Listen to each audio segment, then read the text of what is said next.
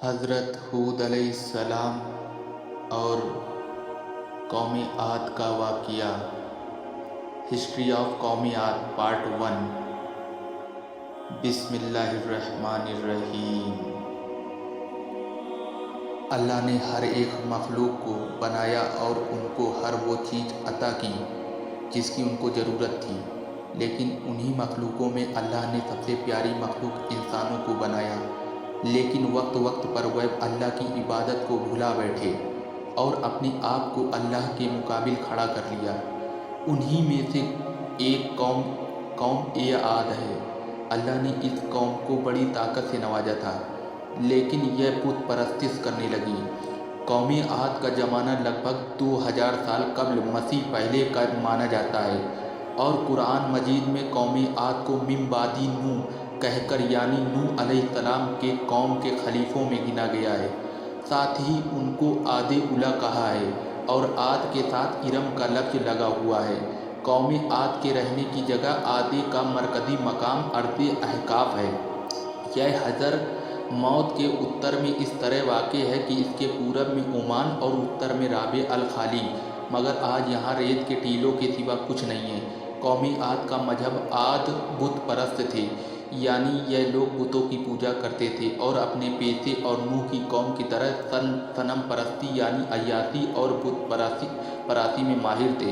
حضرت عبداللہ بن عباس سے ایک روایت میں ہے کہ ان کے ایک صنم کا نام سمود اور ایک کا نام ہتار تھا۔ حضرت ہود علیہ السلام اللہ پاک نے قوم عاد کو لمبائی، طاقت و جبروت، جسمانی صورت سب عطا کیا، لیکن وہ غرور میں اتنا چمکے کہ انہوں نے ایک اللہ کو بالکل بھلا دیا اور اپنے ہاتھوں کے بنائے ہوئے بتوں کو اپنا معبود مان کر ہر قسم کے شیطانی اعمال بے خوف کرنے لگے۔ تب اللہ تعالیٰ نے انہی میں سے ایک پیغمبر حضرت ہود علیہ السلام کو اپنا نبی بنا کر ان کی طرف بھیجا۔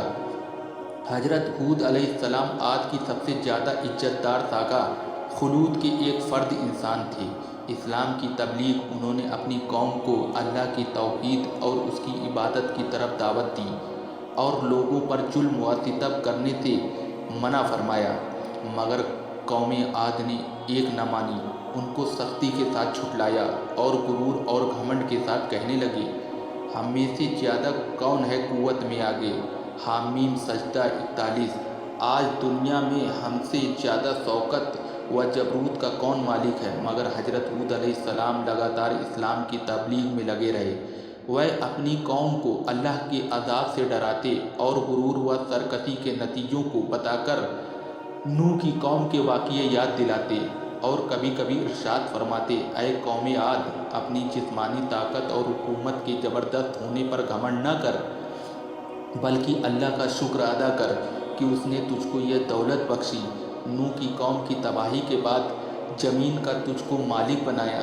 اللہ نے خود ایسی فارغ البالی اور خوشحالی عطا کی، اسی لیے اس کی نعمتوں کو نہ بھول اور خود کے گڑھے ہوئے بتوں کی پرستش سے باز آ جاؤ، جو نہ تم کو نفع پہنچا سکتے ہیں اور نہ دکھ دے سکتے ہیں۔ موت و زندگی، نفع و نقصان سب ایک اللہ ہی کے ہاتھ میں ہے۔ اے قوم کے لوگوں، مانا کہ تم سرکشی اور اس کی نافرمانی میں مبتلا رہے ہو، مگر آج بھی اگر توبہ کر لو اور باز آ جاؤ تو اس کی رحمت پھیلی ہوئی ہے اور توبہ کا دروازہ بند نہیں ہوا ہے۔ اس سے مغفرت چاہو، اللہ پاک تم کو معاف کر دے گا۔ اس کی طرف رجوع ہو جاؤ، وہ بخش دے گا، تمہارے گناہوں اور مال و عزت میں سرفرازی بخشے گا۔ عاد کو حضرت ہود علیہ السلام کی یہ نصیحت بہت ناگوار گزرتی تھی، اور وہ یہ نہیں سہ سکتے تھے کہ ان کے خیالوں، ان کے عقیدوں اور ان کے کاموں، غرض یہ کہ ان کے ارادوں میں کوئی آدمی رکاوٹ پیدا کرے، ان کے لیے مہربان نصیحت کرنے والا بنے۔ اس لیے اب انہوں نے یہ رویہ اپنایا کہ حضرت ہود علیہ السلام کا مذاق اڑایا، ان کو بے وقوف سمجھا اور ان کی معصومیت بھری حق والی سچائیوں کی تمام یقینی دلیلوں اور مثالوں کو جھٹلانا شروع کر دیا اور کہنے لگے، اے ہود، تو ہمارے پاس ایک دلیل بھی نہ لایا، اور تیرے کہنے پہ ہم اپنے خداؤں کو چھوڑنے والے نہیں اور نہ ہم تجھ پر ایمان لانے والے ہیں۔ ہود 11 سے 35۔ اور ہم اس ڈھونگ میں آنے والے نہیں کہ تجھ کو خدا کا رسول مان لیں اور اپنے خداؤں کو عبادت چھوڑ کر یہ یقین کر لیں کہ وہ بڑے خدا کے سامنے ہمارے سفارش نہیں ہوں گے۔ حضرت ہود علیہ السلام نے ان سے کہا کہ نہ میں بے وقوف ہوں اور نہ پاگل، بلا شبہ اللہ کا رسول اور پیغمبر ہوں۔